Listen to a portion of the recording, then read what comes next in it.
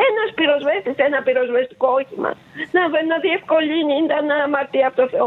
Οι γίδες καήκανε ζωντανές. Είναι αμαρτία από το Θεό αυτό που έγινε.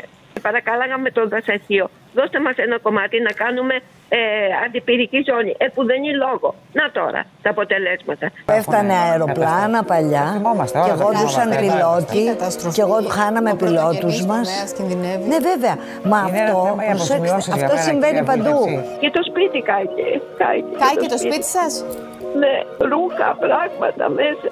Φωτογραφίες χρόνων, τα πάντα καήκανε, στάχτη όλα. Στάχτη και δεν φάνηκε ένας πυροσβέστης. Στον Καναδά, πατρίδα των Καναντέρ, ο Καναδάς καίγεται από τον περασμένο Μάιο. Εγώ που έχω καταλήξει, γιατί εντάξει το έχω μελετήσει αρκετά. Καήκανε ζωντανά, 50 κότ, τα σκυλιά, 6 σκυλιά. Καήκανε δέντρα, αιωνόβια, 200 ετών. Δεν έμεινε τίποτα, σπίτι, αποθήκες.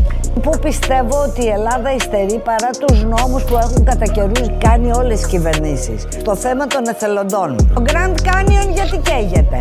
Γιατί μόνο η Ελλάδα καίγεται? Και το σπίτι κάηκε. Κάηκε το σπίτι σας? Ναι.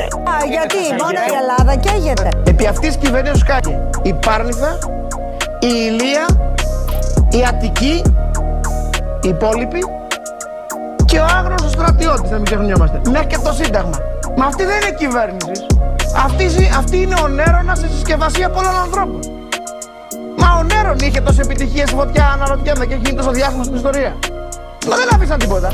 Πήγαμε στη θητεία αυτής της κυβερνήσεως, έχουμε δηλαδή να καίγεται η αρχαία Ολυμπία.